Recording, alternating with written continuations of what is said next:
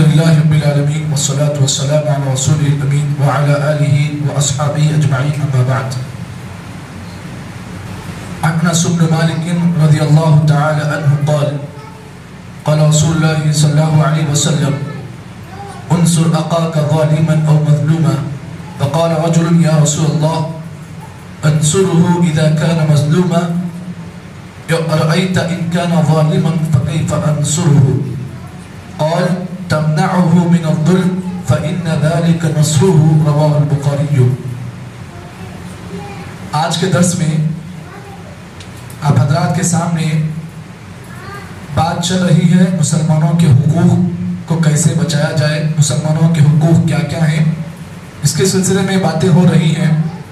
اسی سے متعلق ایک حدیث آپ کے سامنے پیش کی گئی جس کو حضرت انس بن مالک رضی اللہ تعالیٰ عنہ نے روایت کیا.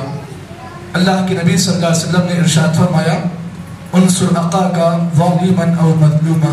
نبی اکرم صلی اللہ علیہ وسلم نے فرمایا لوگوں اپنے بھائی کی مدد کرو اگرچہ وہ ظالم ہو یا مظلوم ہو. صحابہ نے کہا اللہ کے رسول اگر ہمارا بھائی مظلوم ہے تو اس کی مدد کرنے کے بارے میں ہمیں معلوم ہوتا ہے، ہمیں سمجھ میں آ گئی کہ اگر کوئی آدمی مظلوم ہے تو اس کی مدد کرنا یہ ہم کو معلوم ہے. ارأیت ان کان ظالما، اگرچہ ہمارا بھائی اگر ظالم ہے تو ہم اس کی مدد کیسے کریں؟ نبی اکرم صلی اللہ علیہ وسلم نے فرمایا تمنعه من الظلم، اگر کوئی تمہارا بھائی ظالم ہے تو تم اس کو اس کے ظلم سے روکو. فإن ذلك نصره، تو یہ اس کے مدد کرنے کے برابر ہے. اس حدیث کے امام بخاری نے صحیح بخاری میں روایت کیا. اس حدیث میں اللہ کے نبی صلی اللہ علیہ وسلم نے دو باتیں بیان کی. پہلی بات آپ نے کیا بیان کی؟ اپنے بھائی کی مدد کرو اگرچہ وہ ظالم ہو یا مظلوم ہو. سب سے پہلے یہ بات جان لیں کہ ظالم کسے کہتے ہیں. ظالم کہتے ہیں ظلم کرنے والے کو، یعنی کسی انسان پر دھاک ڈالنے والے کو یا کسی انسان پر روک ڈالنے والے کو یا کسی انسان پر جو ہے سرداری کرنے والے کو ظالم کہتے ہیں. جو لوگوں پر اپنی دھاک ڈالے تو اسے بولتے ہیں ظالم. جو لوگوں کے مال کو ہڑپ لے، لوگوں کے گھروں کو ہڑپ لے، لوگوں کی زمینوں کو ہڑپ لے، تو ایسے آدمی کو ظالم کہتے ہیں. اور مظلوم کسے کہتے ہیں؟ مظلوم کہتے ہیں جس آدمی پر ظلم کیا گیا، جس آدمی کی زمین چھین لی گئی، جس آدمی کا گھر چھین لیا گیا، جس آدمی کی عزت چھین لی گئی، جس آدمی کا مقام چھین لیا گیا، اس کو بولتے مظلوم. تو اللہ کے نبی نے فرمایا اس حدیث میں کہ اپنے بھائی کی مدد کرو اگرچہ وہ ظالم ہو یا مظلوم ہو. صحابہ نے کہا اللہ کے رسول مظلوم کی مدد کرنا یہ ہمیں سمجھ میں آ گیا، اچھی بات ہے کہ اگر مظلوم کسی پر ظلم ہو رہا ہے تو اس کے ظلم میں اس کی مدد کرنا یہ ہمیں سمجھ میں آ گیا. لیکن ظالم کی مدد ہم کیسے کریں؟ اگر کوئی آدمی ظلم کر رہا ہے تو اس کی مدد کرنا یہ تو گناہ ہے نا، تو ہم کیسے مدد کریں؟ اللہ کے نبی نے کہا تمنعه من الظلم، تم ظلم کرنے والے کو اس کے ظلم سے روکو، سمجھاؤ، اسے بتاؤ کہ بھائی تم یہ جو کام کر رہے ہو یہ غلط کام ہے، تم جو زمینوں کو لوٹ رہے ہو یہ غلط کام ہے، تم کسی انسان کو مار رہے ہو یہ غلط کام ہے. تو ایسا بولنا یا ظالم کو ظلم کرتے ہوئے دیکھ کر اس کو اس کے ظلم سے سمجھانا کہ یہ تم کر رہے ہو غلط کام کر رہے ہو، تو اس طریقے کا کام بھی کرنا یہ ظالم کی مدد کرنا ہے، ظالم کے اس کے ظلم کو روکنے کے برابر ہے.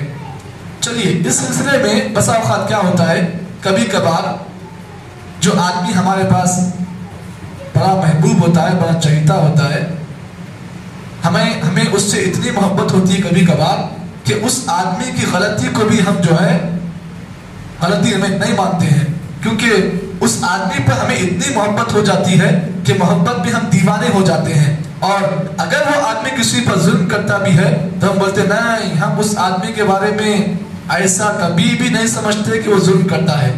کبھی کبھار ایسے لوگ ہوتے ہیں نا جن کی داڑھی کو دیکھ کر، جن کے تقوی کو دیکھ کر کبھی کبھار آپ دھوکے میں آ جاتے ہو، ارے اس آدمی کے بارے میں ہم کبھی بھی یہ نہیں سنے کہ وہ ظلم کرتا ہے. بسا اوقات جو ہے ایسا ہو سکتا ہے. اب یہاں پر اللہ کے نبی کے زمانے میں بھی ایسے ہوا کیا ہوا؟ اللہ کے نبی کی موجودگی میں نبی کے سامنے دو قبیلے والوں میں جھگڑا ہو گیا اور دونوں قبیلے کے لوگ جو ہے آپس میں ایک دوسرے کو مارنے لگے. پہلا والا قبیلہ والا جو آدمی تھا وہ اس نے دوسرے والے قبیلے والے آدمی کو مار دیا. اب جس آدمی کو مار پڑی اس نے کیا کیا؟ اپنے بچاؤ میں اس نے اپنے قبیلے کے لوگوں کو بلایا، آ جاؤ میرے کو مارنا ہے، فلاں فلاں آدمی مارا. اب لوگ کیا کرے؟ اس کی بات سن کے بھاگ کے، ارے ہمارے قبیلے والے آدمی کو مارتا ہوں، اس کی کتنی ہمت، ہمارے قبیلے والے کو مارتا. اب لوگ جو ہے جلدی جوش میں غصے میں جو ہے اس آدمی کو مارنے کے لیے آئے جس نے مارا تھا. اب یہاں پر آپ اس بات کو جان لیں، جو آدمی مدد کے لیے بلا رہا ہے حقیقت میں وہ ظالم تھا. حالانکہ ظلم کرنے کے بعد لوگوں کو بلا رہا ہے مجھے یہ بھی مارا ہے. اب جو آدمی جو ہے خاموش بیٹھا ہوا ہے وہ بیچارہ جو ہے غلطی پر نہیں تھا، لیکن پھر بھی جو ہے اسے بدنام کر رہا ہے، ان میں کو مارا تو میں مارا. حالانکہ وہ بیچارہ جو ہے خاموش بیٹھنے والا وہ آدمی مظلوم تھا. اب لوگ کیا کریں؟ دونوں قبیلے کے لوگ آپس میں جمع ہو گئے. یہ قبیلے والے بولے نہیں ہم اس کو مار تک چھوڑتے نہیں، اب یہ قبیلے والے بولے نہیں اس کو مار تک ہم چھوڑتے نہیں. آپس میں کیا ہوا؟ جھگڑا اتنا بڑھ گیا کہ اللہ کے نبی کی موجودگی میں تلواریں نکل گئی. قریب یہ تھا کہ لوگوں کے خون جو ہے گردنیں کٹ جائیں. نبی اکرم صلی اللہ علیہ وسلم نے ایسے معاملے کو دیکھا، آپ نے ایسی حرکت کو دیکھا. نبی اکرم صلی اللہ علیہ وسلم نے فرمایا دیکھو اس بات کو جان لو، تمہارے اندر جاہلیت کی بدبو آ رہی ہے، تمہارے اندر جاہلیت کی بدبو آ رہی ہے. اس لیے کہ زمانے جاہلیت میں بھی ایسے ہی ہوتا تھا کہ لوگ اپنے قبیلے کی تعصب میں آ کر، قبیلے والا غلطی پر ہوتا تو تعصب میں آ کر وہ لوگ اس کا ساتھ دیتے، یہ نہیں دیکھتے کہ غلطی پر کون ہے. یہاں پر معلوم یہ ہوا بسا اوقات کبھی کبھار چلانے والا رونے والا بسا اوقات وہ ظالم ہوتا ہے. اکثر کیا ہوتا ہے جو اگر کبھی کبھار شوہر بیوی جھگڑا ہو جائے بسا اوقات جو ہے عورتیں ظلم کرنے کے بعد بھی روتی ہیں. حالانکہ بیچارہ شوہر جو ہے الٹریٹ ہوتا ہے، بیچارہ شوہر جو ہے غلطی پر نہیں ہوتا ہے، لیکن اب وہ عورت کیا کرتی ہے؟ پولیس اسٹیشن میں جا کر صاحب میرے کو مارا یہ میرا شوہر. اب حالانکہ ظلم وہ کرتی ہے لیکن شکایت درج کرتی ہے شوہر خلاف. شوہر غلطی پر نہیں ہوتا ہے، بیچارہ وہ تو جو ہے خالی پکارتا ہے، لیکن اب یہ جو عورت ہوتی ہے رو کر جو ہے اپنے ظلم کی شکایت کرتی ہے. اب پولیس کیا کرتی ہے؟ اس کے رونے کو دیکھ کر فیصلہ اس کے حق میں کرتی ہے. اب ماں کس پر پڑتی ہے؟ ماں شوہر پر پڑتی ہے، حالانکہ وہ مظلوم ہے. ظالم کون ہے؟ رونے والی ہے. اور اس بات کو آپ جان لیں ہر دور میں ایسے ہوا ہے، ہر دور میں ایسے ہوا، زیادہ رونے والا ہی ظالم نکلا. ہر دور میں آپ دیکھیے صحابہ کی تاریخ کو بھی آپ اٹھا کر دیکھیں، ہر دور میں اللہ کے نبی کے زمانے میں بھی ایسے ہی لوگوں سے دین کو نقصان پہنچا.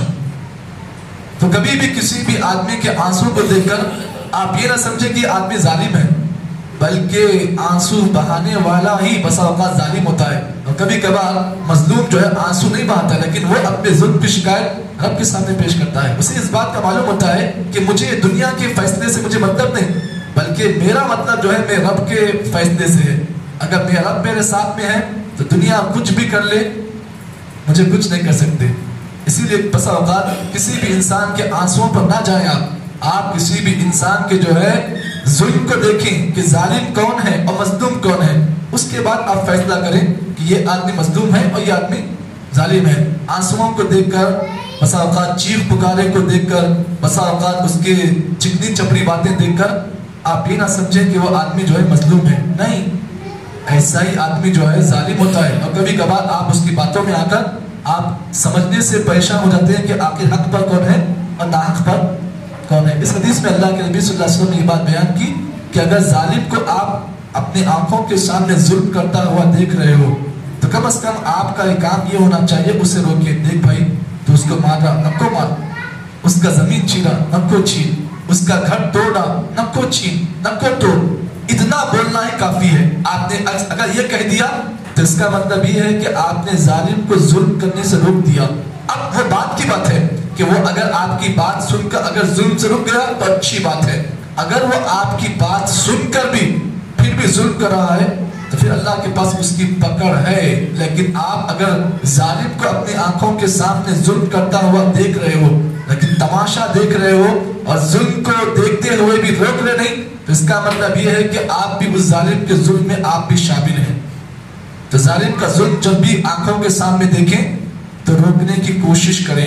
ہاتھ سے روکیں, زبان سے روکیں. آدمی کو بس آپ سمجھائیں, دیکھ بھائی یہ جو کر رہا ہے وہ بیچارہ معصوم ہے, وہ بیچارہ مومن ہے, اس پر ظلم مت کر. بس آپ کا اتنا بولنا ہی اس ظالم کے ظلم کو کمی کرنے میں بہت بڑا کام آ سکتا ہے. تو اللہ کے نبی کی حدیث بڑی سمجھنے والی روایت ہے. اللہ سے دعا ہے کہ اللہ تعالیٰ مجھے اور آپ کو جتنی باتیں اس حدیث کی روشنی میں بیان کی گئی ہیں, اللہ ہم تمام کو صحیح معنی میں عمل توفیق عطا فرمائے. سبحان اللہ بحمدہ, سبحانک اللہم وبحمدک, نشہد ان لا الہ الا انت, نستغفرک ونتوب الیک.